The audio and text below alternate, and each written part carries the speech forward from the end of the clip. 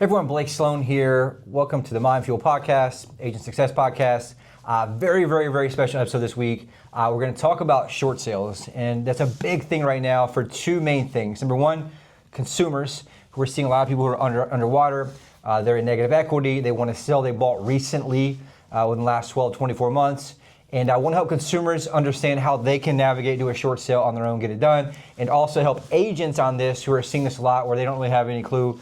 And thankfully, I have one of the top short sale negotiators in the country, Mr. Rainier Pri, who worked with us for 10 plus years. Yeah. Was a part of our short sale negotiation company and negotiated hundreds and hundreds of short sales. I'd say at least. Yeah, Felt like thousands. Yeah, I mean it was a lot of short sales, and that was 2009, 10, 11, 12. Yep. They started slowing down 12, 13, I would say. Yep. And we had like a 90+% success rate. Yeah, it was amazing. And so in the industry where the success rate was like 10%, right? And so that's one of the things I just wanted to kind of share of everybody's struggling with this right now. I figured it's such a timely thing, and I reached out to Randy, who is our preferred lender now with Neighborhood Loans, and absolute expert in mortgages and short sales.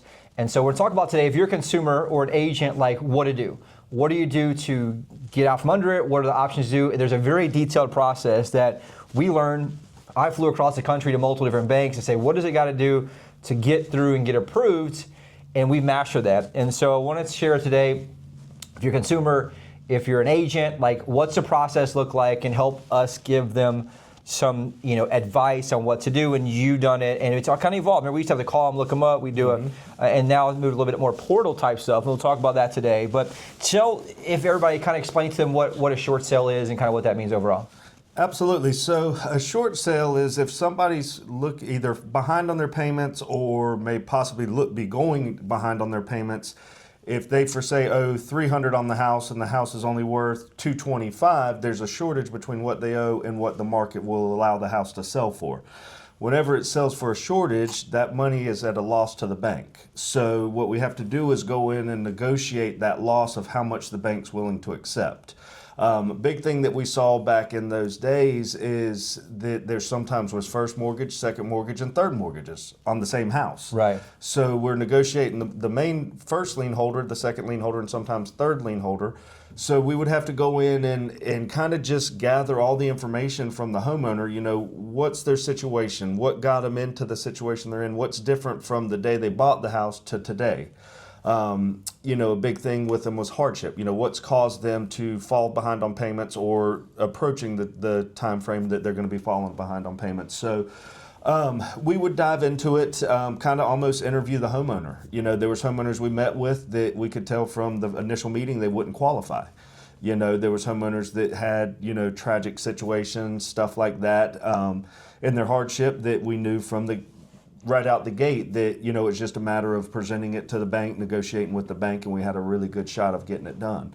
Yeah. So that was probably one of the biggest things. And I think the three main things for anybody not seeing this a lot, and this was huge, 2008, 9, 10, 11, we were the forefront of this, right? But the reality is, what's a short sale? It's when the person's in a negative equity situation. So for example, you bought 2024, you want to sell it, a year later, and we're in 2026 now, but let's say a lot of times what's happened, by the time you take commissions, closing costs, any other things, they're just not in an equity situation, and so it can't bring $15,000, $20,000, $30,000 to the table. Especially we've seen some neighborhoods where new construction is building near their price, they're selling new construction for less than they can do their resale on. Absolutely. Even the same neighborhood, right? They bought from the builder drops prices, now they can't even get out from under it. So what has to happen? Number one, you have to be in a negative equity situation. Number two, you have to have some type of hardship. Correct. And so examples of hardship are things like job loss, illness, death in the family, injury. What type of stuff have you seen in that? One big thing that people don't take into consideration as a hardship, which actually can be something that's pleasant for a family, is the birth of a child. Yeah. Or another child into the household. You go from a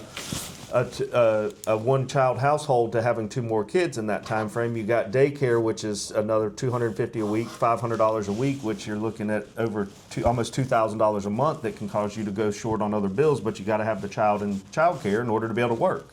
So something as happy as having a kid can also create a hardship to cause you to lose your house. Yep, and the reality is, why does a bank do a short sale? At least in my experience, what we found, it's more profitable for them to do so and take a small loss on that property to sell more of a market value rather than go through the foreclosure process, have the property stripped of, we've seen sheetrock, all appliances, windows, everything, concrete in the pipes. So rather than have that happen and sell at an auction, which is less money, right? Because they're buying the house sight unseen, they can't go inside of it. Sometimes there could be an occupant in there, rather it be a renter or owner occupant. And so through that process, it makes sense for the bank to recoup more money by allowing them out the short sale. Now, the other main thing is typically they have to be behind on payments in some cases. Is that correct? Generally, they want to see you probably 3 payments or more behind.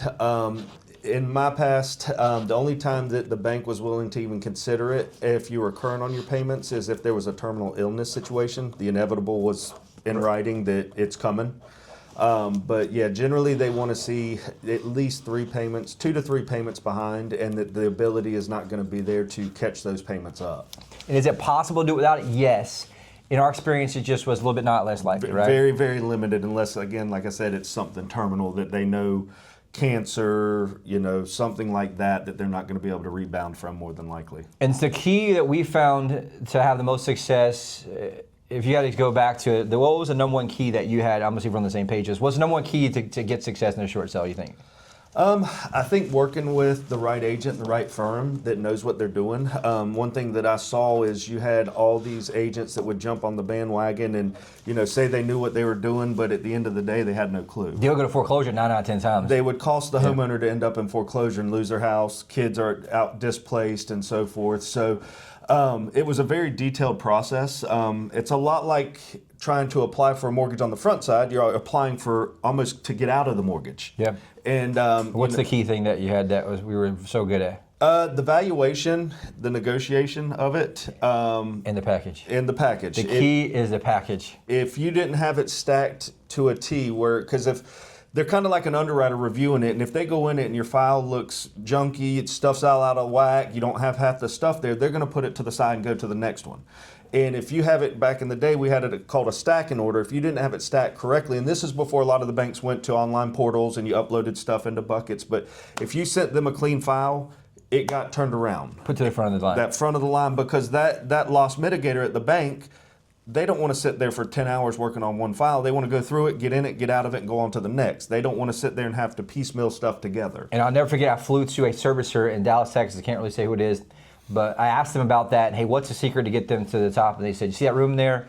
They're filled with all kind of packages, thousands of them that are out of order, half-assed done, not complete, and they just sit there on the back burner. And meanwhile, if you're the ones that are actually put together, let's say if you're actually one of those that are put together perfectly, he said it always goes to the front of the line. Absolutely. Which I thought was something that was super powerful. And so what we did, we mastered it. Yep. And he said you have to just make it absolutely idiot-proof. Yep. And if you had to go back, like we literally had a cover page that said cover page. Yep. Right? And then we had the cover page underneath it. And then what will be next, remember? Then, you'd break it down to almost like a book. Authorization letter, right? Yeah, authorization letter.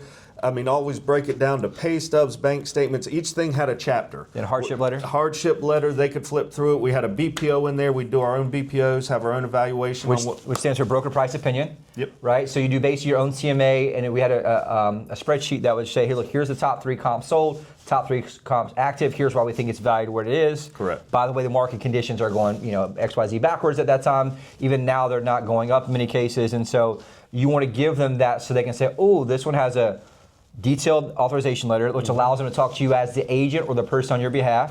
Number 2, it's important to make sure you have the hardship letter of what the hardship is, so they can see, okay, is this worth me pursuing further? Correct. And then obviously the BPO, which is broker price opinion in there.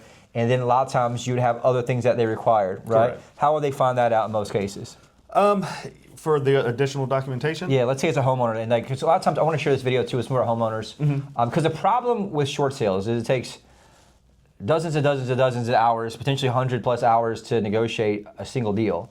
So for an agent standpoint, it's just most agents out there aren't going to be able to go do. So I want to kind of educate some of the homeowners what to do. Also educate agents who watch this on how they can help their homeowners, right? Definitely. And so the first thing, obviously, you want to call your servicer. Yeah, call your servicer. Let them know that you're experiencing a hardship of whatever sort it is. Could be divorce, could be death in the family, loss of a spouse, something like that. Let them know that you need to speak to the loss mitigation department. That's who's going to handle the short sales at the bank, and they're going to open up a file for you. Once they open up that file, a lot of banks have their own individual loss mitigation package that they'll send out, email it to you, fax it to you, or tell you on their website where you can find it at. You want to get started on that. There's going to be some documents that they want you to gather as far as financials and stuff like that. They want to truly make sure that the financial situation matches the hardship. That what's causing the situation is true, and they're going to see that through pay stubs, bank statements, and stuff like that. So you really want to focus on having your documentation as clean as possible. The cleaner you got it, the higher your success rate. And when we were doing them, I mean, everybody knew if they put an offer in on us on one of our short sales, it was going through. It was getting done. And so, and the third thing that used to have to happen is not as relevant anymore. You used to have an offer. Yeah. Right? Now they've kind of got a little more streamlined. And so in some cases, it does help to have an offer from an investor or somebody. So let's say it was listed at 300, I owed 325, right? We try to get as close as possible, right? You get an offer of 285. Correct. Submit the offer of 285, bank looks at it, they start considering, and they say, you know what, we won't take 285, but we'll take 295. Correct. Now you have a pre-approved short sale or an approved short sale at 295, and if you're an agent, now you can list it at 295 as an approved short sale. Correct. So anything at that point or more, obviously you're able to get that done, the bank will automatically accept it, right? Correct. That's the advantage of having that. Now, doesn't mean you can't submit an offer or even get a pre-approved short sale now in today's time without having it. It depends on the bank, depends on the servicer, correct? Absolutely. And so some of them will make them do online. If I could just give an insider secret, the problem with most people is they're not good at details. They think they're good at details, and so you think it's right, but you have somebody who's looking at 50, 60 packages a day, and they're just like the person at DMV, they don't really care.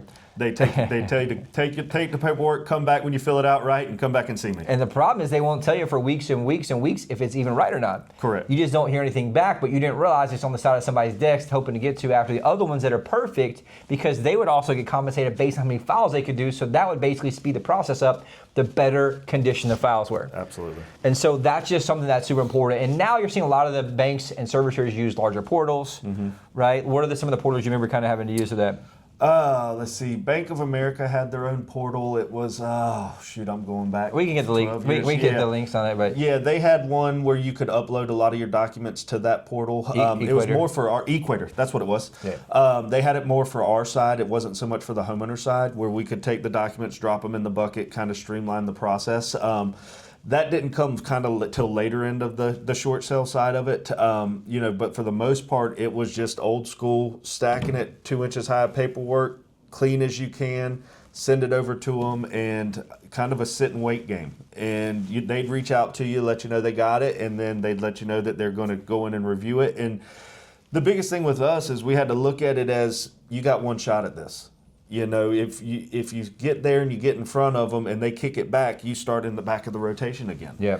And if you've got somebody that unfortunately hasn't reached out to you guys to say, hey, I'm behind on my payments, and they've already started the foreclosure process, a lot of times the foreclosure and the short sale run simultaneously. Right. And that's what you got to be very careful of, is you don't want to and they don't talk to each other. They don't talk to each other. They're two totally different departments. And what I saw a lot happen back then is you would have somebody that would unfortunately get discouraged or depressed because of their personal situation. I would call it put their head in the sands, think that it's going to correct itself, or the bank's just going to come back and say, hey, we'll let you just keep the house and this, that, and the other. And that's not the case. They don't. They don't let you keep it. You're just a number of thousands and thousands of people in an office somewhere that people are trying to Absolutely. They look at it with no heart. They look at it as you're just a business transaction.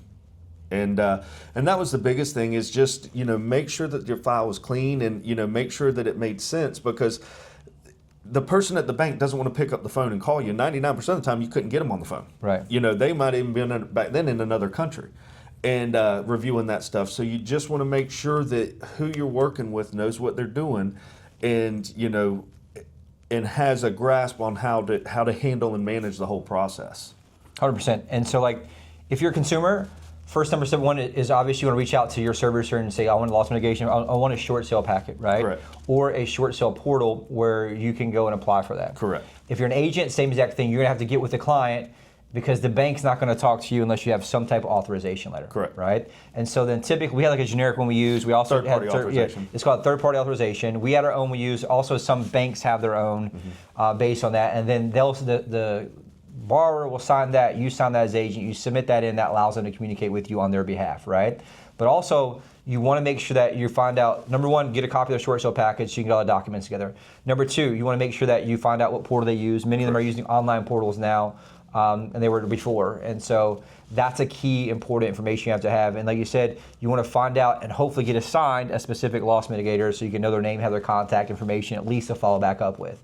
And again, you want to be able to have some people skills. You got to be nice to people. You got to, remember they'd be so angry and you'd be like, hey, how's your day? Doing beautiful? And they would like, I mean, if they were sitting behind a desk in a cubicle and they got people yelling at them all day and, they're reading these letters and it's starting to pull at their heartstrings and stuff. And you say, hey, before you even start talking about how's your day doing? Yeah. Nobody else says that. Everybody else says, when are we going to get an answer? When are we going to get an answer? They just want to talk to somebody, and if they feel like you care, they're going to start caring and they're receptive to it. And they want to say, hey, you know what? I read that hardship letter and you know what? I want to go ahead and approve this one. And they had the authority to do that. And a lot of times it's your relationship where you call them and say, hey, what's up, beautiful? Oh, yeah. I still in my cell phone still have people's name, Loss Mitigation Chase or servicing companies and stuff like that. Fourth big secret, which we learned, and it's obviously may change a little bit now with some automations, but the influence of the BPO is super important and or appraisal. And so what happens is, they owe $300, your offer is $285, right? They're going to obviously have to verify that with a third party. Now the problem is they're just using third-party agents that they hire through some website for like $75. Yep.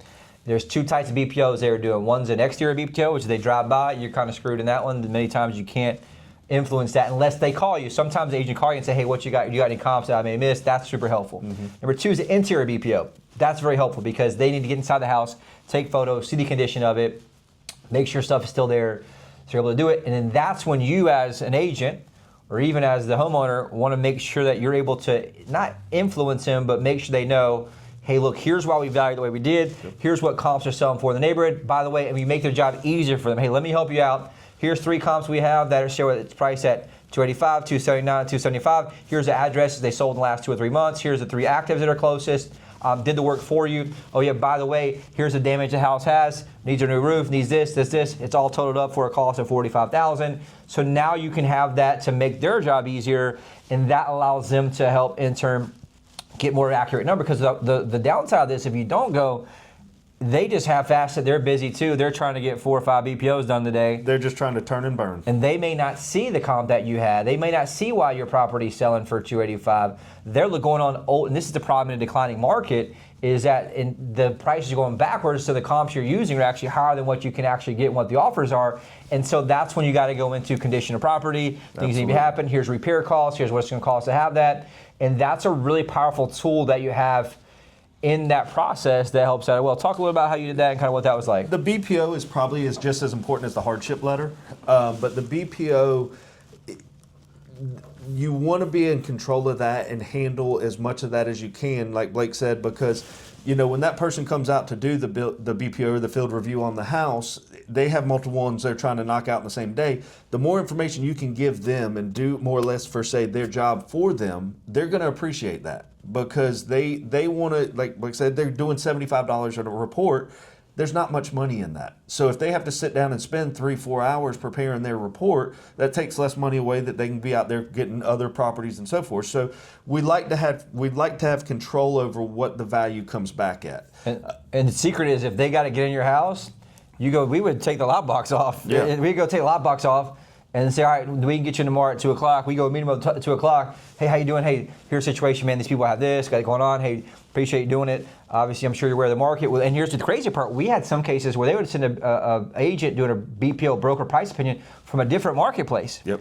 They would come from like North Carolina, had no clue what the market. They didn't have access to our MLS. Correct. And so we were like, holy cow. So we would be able to say, boom, hey, look, here's the comps. We did all this for you. Here's the top 3 that show you here's why it's priced where it is. Here's the 3 actives. As you can see, they haven't sold yet in 150 days. And oh yeah, here's a long list of repairs this property needs. So when you do your sub, and that was something that really made the difference, and you can move the needle on. Absolutely, because then too, if you told them, hey, we already got an offer in hand for X amount, you know, it was just boom, boom, boom, boom, and done. And that, but if you're a homeowner, an agent, the deal hinges on like $120 BPO or whatever the person. Now they're doing. They started hiring appraisers to do it too, which you do the same exact process in that in some cases, right? They're also doing some automated valuations, but in many cases they want to be able to see the inside to kind of see condition. They want somebody to lay eyes on it because they want to determine if they want to pursue it towards foreclosure or not. Because if the house is not in good condition, they don't want to take that on their shoulders to have to do. You know, fix the house, replace the appliances, stuff like that. So they want some types of eyes on it, and you know, that BPO agent, like Blake said a second ago, was the make or break of the transaction, per se. And then the other part, what would you say the next secret is, kind of in what they do? I would say, you know, be responsive to them. Yes, if they want a document, you get that same day. Yeah, you got to keep notes on them. You got to have the homeowners got to be on board. If they call you and say, hey, we got the pay stubs in, everything looks good, we need the most recent one. Don't take 2 weeks to get that as the homeowner to whoever's assisting you with this, or the homeowner sending it in themselves. If they ask for it, have it to them in hours, not days, not weeks. And I notice a lot of times homeowners are like stressed out, you know, you're depressed. Like you said, you kind of tend to put their head in the sand. So like what we got to do is just get all like, hey, look, your job as the agent is to keep them focused on the outcome. Keep the stress off the homeowner. And say, look, we got to get this done. It's going to be worth it. And dude, there's so many people, we save them. They did short sales with us, and they were rebuying houses in like 2013, 2014. The only thing their credit ever had no deficiency. In many cases, you negotiate no deficiency. Almost every case, no deficiency, right? Yep. And then the only thing they ever had on their credit was just a few late payments. Yep. And in many cases, you do credit repair, boom, that thing's off there. They were back buying more houses, and then the flip side, foreclosure, had to wait 7 years, which is a big difference, right? 2 years on a short sale, 7 on a foreclosure. And in some cases, the short sale wasn't even getting reported. Correct. Because that was a little different back then because it was so busy. Yeah, there was just the magnitude of them. But, Yeah. you know, a lot of it is, too, in your negotiating power. You know, being able to negotiate with them, and if they come back and they say they want a deficiency, which the deficiency is the difference between what they owe and what it sells for, if you can negotiate that down. And you Give know, an example of that.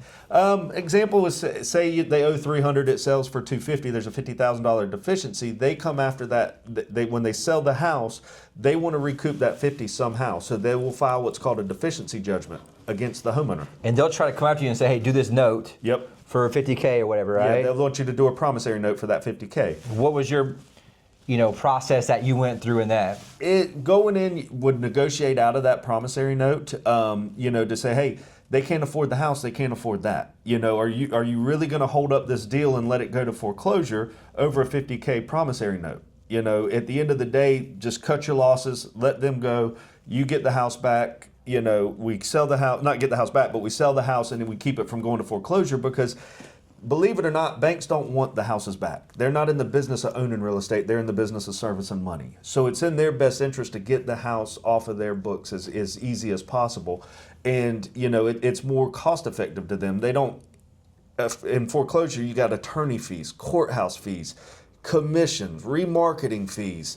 Repairs. The carrying cost of sitting on the market. A lot of people don't realize if the house has a $150 a month HOA or a condo that's got a $400 a month HOA, that still has to be paid while the bank owns the house. Yeah. So their carrying costs can be astronomical. Or let's say it's in a market where you freeze.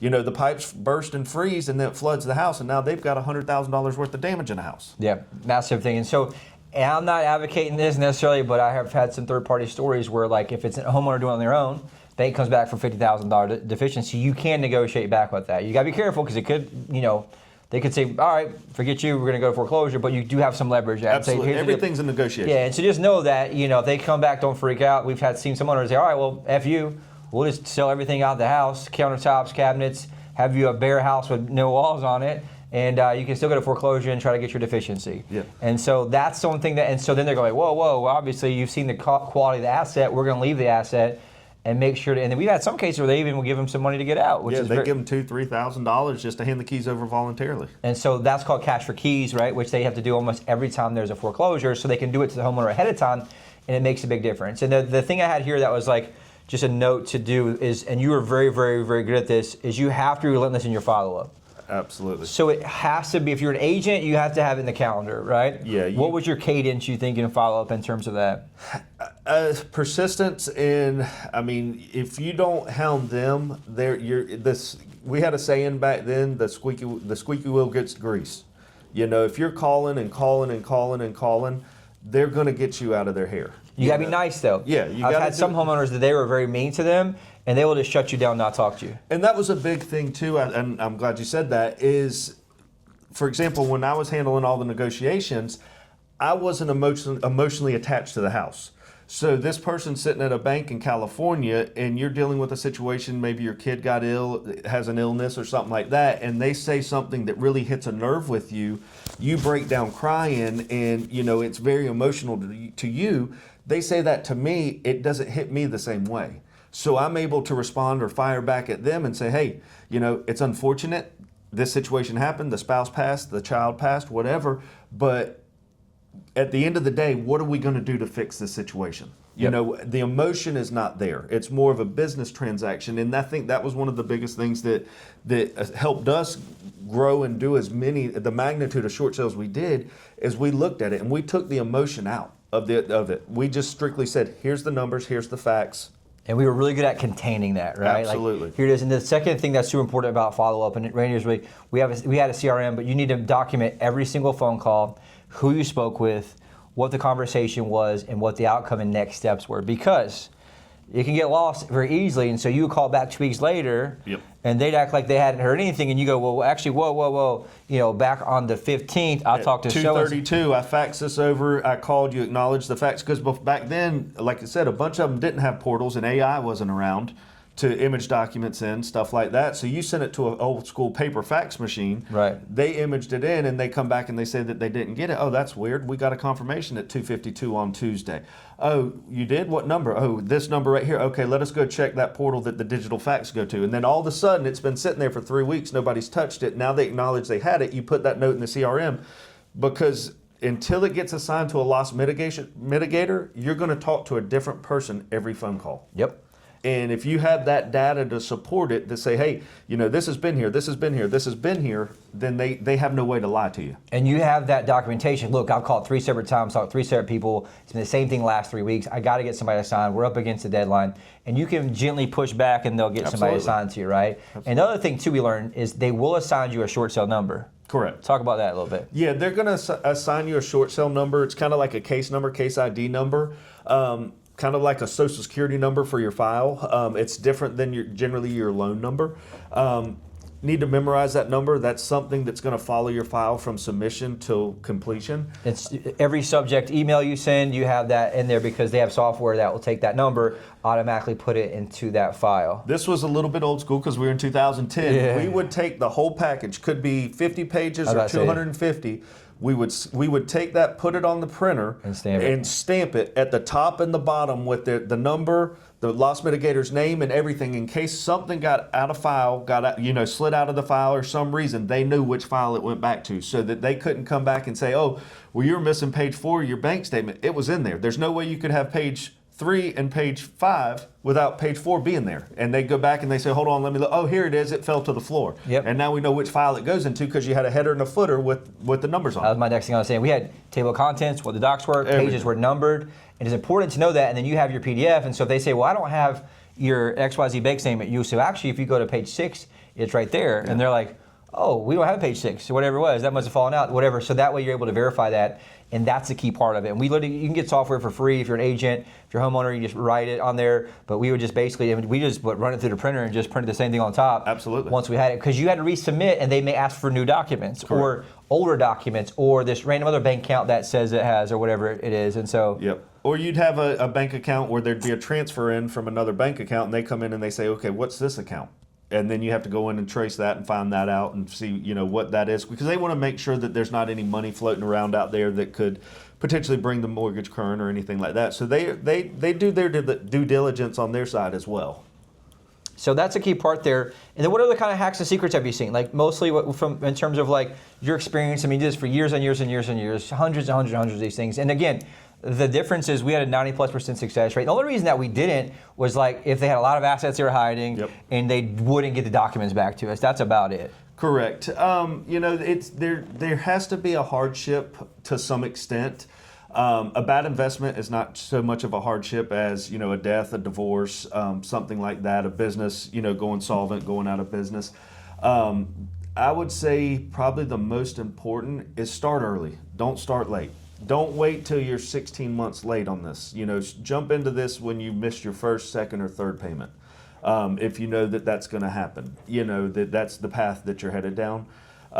You know, be very thorough, be very detail oriented with your paperwork. You know, they want to see it clean. I want to send it over clean. You know, make it as simple for them as possible. You know, they don't want to spend 8 hours again on your paperwork just as much as you don't want to spend 16 hours getting the paperwork together to send them. Yeah.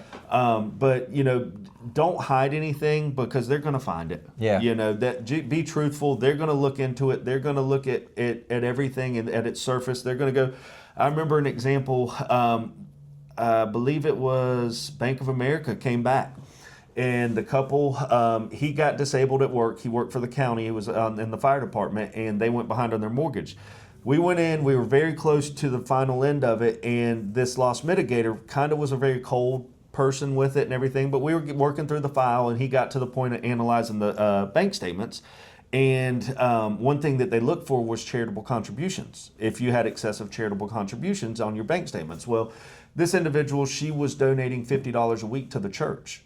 And he came back to me and he said, Randy, he said, you know, everything looks okay in the file, but, you know, if she wasn't donating this $50 every week to the church, she'd probably have some money to make her mortgage payment. Very, very sarcastically to me. And I was like, and it kind of hit a nerve with me. And because my grandmother, you know, my grandparents donated a lot to the church. We always have and everything. So it kind of hit a nerve with me. And I just point blank said to him, what you don't understand is donating to their church is their life.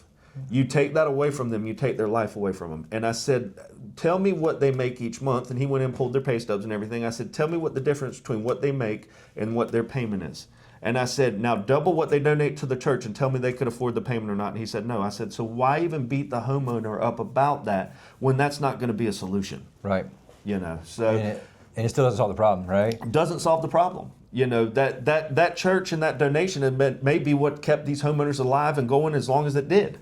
And the other thing too that I think that's, if you're a homeowner, you're an individual, you don't have an agent, or let's say you're working kind of with an agent, because in today's marketplace, there's just not enough short sales for agents to be a full-time short sale negotiator. It's just not quite there yet. Mm-hmm. So in some cases, you may have to lean on this video as a homeowner, but like if I don't have a scanner, like go to Walmart or Best Buy or Always Max, spend $100, get a scanner. Buy you one. Yeah, because Marketplace didn't exist back then. That's right. Get you and just so you can spend $100 and save 30 grand on your mortgage, right? Absolutely.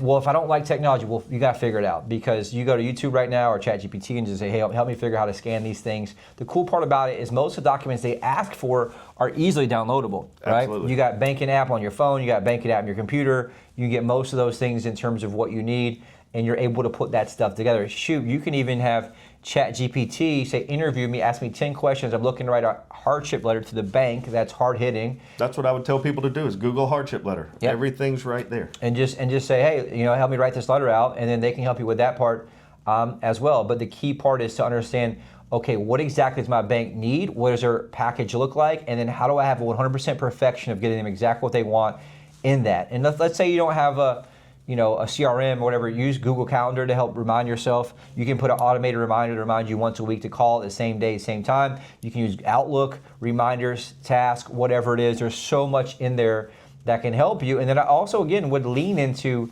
ChatGPT a little bit to have them be able to help answer any questions you have, how to craft some stuff, which I think are some of the tools that we did not have back then. No, right? It would have probably changed the game. But share some like there's some big numbers. Like, what are some big numbers that you were able to get negotiated off for people? I mean, I negotiated up into the $200,000-$400,000 range, easy. You know, a lot on investment properties. You know, we had people that had first and second mortgages. You know, the first was $600,000, and because they did like an 80-10 back, those were common in the early 2000s to eliminate mortgage insurance. So we'd have second mortgages that had a $200,000 balance on it.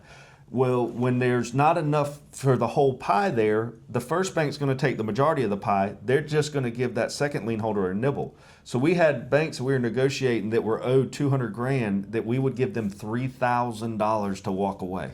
Yep. And they would take it because $3,000 paid an employee's salary for a month versus them getting nothing if it went to foreclosure. And that's how we presented it to them. Would you rather have something or nothing? Because the inevitable is going to be nothing. And you got to be able to articulate that. It's like, here, look at the math. It goes to foreclosure. If you look at what things sell at the sale, they're very, very high discounted price because they're sight unseen. People can't look at them. They can't view them. They're mostly investors who are going there to try to flip stuff. And so that's a key thing. And so what do you do if you have the second mortgage? Same exact process, Same exact process. A lot of the paperwork's the exact same. They maybe want to see the mortgage statement for the first bank, just as vice versa. The first bank wants to see the second mortgage statement. But a lot of it, you want to make sure you run them simultaneously. And you want to make sure that every time you talk to them, hey, I've got a second mortgage here, or there's another lien out there, or let's say it's not even a mortgage lien. Let's say that there's a mechanics lien against your house. Let's say that from an HVAC system. I had that next, yeah. Talk about that. So that was my next one. So what about let's talk about old friend solar. Yeah. Right? Solar liens, HVAC, mechanics liens, which we had. Yep. What would that process typically look like? That process, you would actually have to negotiate with the first bank to find out how much they would allocate you to pay them off. If they're owed 25 grand, they're not going to get 20. If they're owed 25 grand, they're going to get 1,500, maybe 3,000, if that. That's big. But one thing you want to make sure is, because you don't want to focus only on the first and ignore the second and wait for the first to get approved and then start on the second, because the first is not going to wait for the second to do their job. You got to do both at the same time, because let's say the second's waiting around, the first approved it, they're still going through foreclosure with the other wing of their company, and so what will happen is it actually goes, in that scenario. Absolutely. So that's a big thing. Check, make sure if you have any liens. You can go to the courthouse for $10 and pull your deed and out there, and you'll find out if anybody's filed a lien against your property. That way you know what you're working with. And last, our friend, Mr. Uncle Sam. Uncle Sam. The IRS liens. So what's going to happen is they're going to issue you a 1099-C for the difference between what it sells for and what you owed. The good part about that, it's not like a 1099-C on income. Generally, at that point, I wouldn't, if you're doing a short sale and you're going to get the 1099-C, I would look at hiring an accountant to do your taxes that following year so that they can walk you through that process. The H&R Block person's probably not going to be too familiar with them. Yeah. But I even meant too about the IRS tax liens. Yep. Other types. We have been successful. It's a little more difficult, but we have been successful negotiating tax liens on there too. Correct? Absolutely. We if you have an outstanding tax lien against the property, if it goes to foreclosure, they actually will sell the property ahead of the tax lien. But the tax lien can hold it up and make it more difficult to get to that point. But you can call and negotiate that. We did it with the IRS. We did it with the South Carolina Department of Revenue, SCDOR. Everybody was willing to work. As long as you reach out to them, explain the situation, and present it to them in the right way, everybody pretty much involved will work with you on this situation. And for the consumer, why that is, because if I have two mortgages. HOA liens, while we're on that. That's another big thing. If your mortgage is behind, more than likely you're behind on your HOA dues. And they may have filed a lien, or they may be delinquent. Or filed foreclosure. Or filed foreclosure proceedings. HOAs will work with you. They don't want the house to go into foreclosure. They don't want to own the house. They can actually take possession of the house till the bank forecloses if they want to.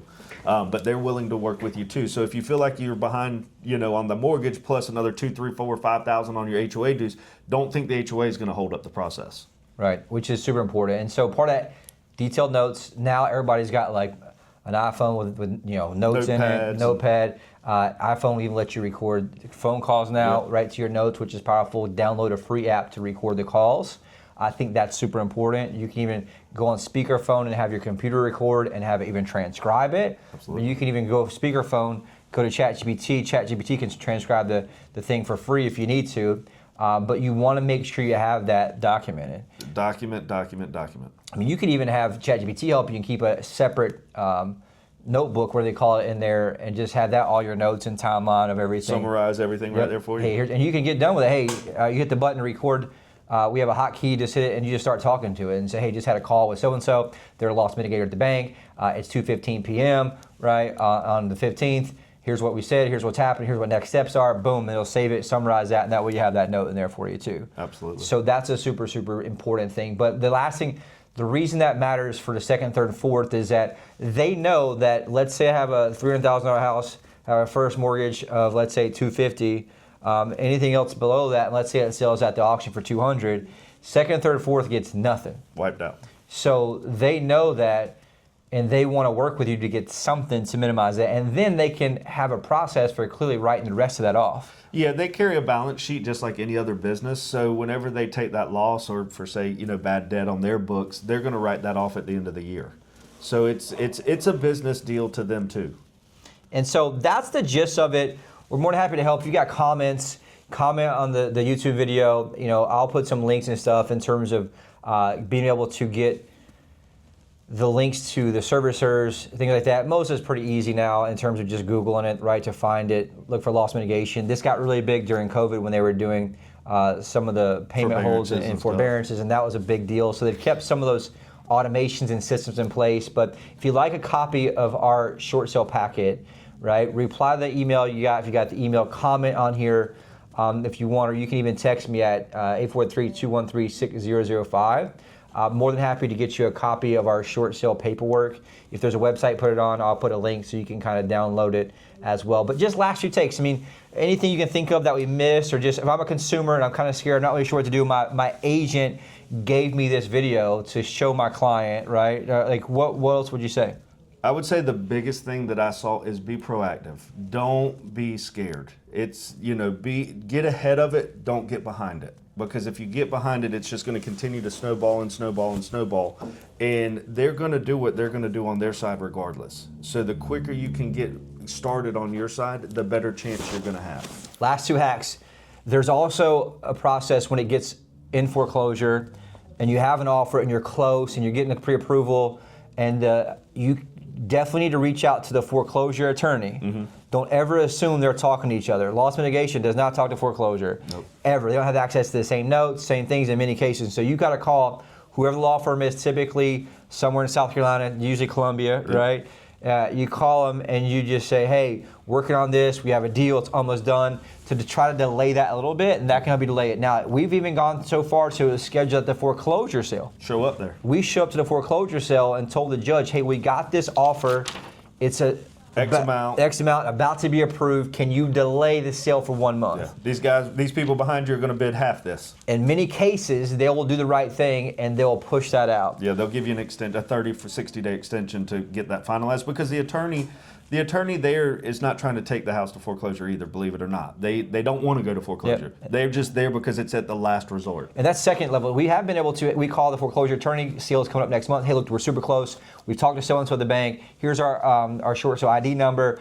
Can you postpone the sale for 1 month? We've postponed tons of those before, where they postpone to the next month. Months, sometimes. Yeah, and sometimes 30, 60, 90 days. Yeah. At least 30 days, sometimes 90 days, where they would do it to allow us to get approval, and it was win-win for both. Absolutely. Client was super happy. They would have gone to foreclosure. I can't tell you how many people thanked us that came back to us that bought properties 2 years later. Mm-hmm. And that was like, so like they dumped 2009-10 for cheap. They bought 2012, 2013. That thing doubled in value. And they made money. It was crazy, right? And so there's just, and that was people who are proactive. Now, on the flip side, I was one of the top foreclosure brokers in the country and worked for Fannie Mae and Freddie Mac. And there would be so many people, we went and knocked on their door, and they're like, oh, we're doing a short sale. I'm like, no, dude, your property sold at the courthouse 3 weeks ago. Bank owns it. Bank owns it. You got X amount of time to get out, right? And it was heart-wrenching. And the reality is their agent didn't do the job. They didn't follow through. They put their head in the sand. And so like Randy said, no matter how hard it is, you got to be outcome focused. No matter how, you just got to make sure you push through. And the reality and the problem is when you're in a hardship, it's difficult. You don't want to get out of bed. You don't want to get up. But just know you can cut 5 years of pain off your life in many cases just by taking action. And not be a renter. Yeah, and get back into the homeownership game. And again, if you do it right, you can be able to have them wipe out late payments. There's plenty of credit repair companies out there that are helpful. Any other resources or anything you think of? A lot of times if you go to your bank servicer website, if you go up to the top, there's a drop down, or sometimes at the very bottom you'll find stuff there for hardship stuff, some counseling stuff that they have on their website and everything. So I would check that out. don't be open-minded to it. You know, the situation is what it is. You know, try and look at, you're trying to help your future as much as possible at this point, because like Blake said, you know, when you go to apply for a mortgage in the future, if it still shows up on your credit that you did a short sale, the new bank looks at it as, hey, you didn't walk away. You worked with them on an unfortunate situation to try and recoup as much of their money as possible. They see that. They see that you worked with them and not against them. When it goes to foreclosure, that's more or less you working against them. And they take that into consideration. It carries a lot of weight, a lot of weight.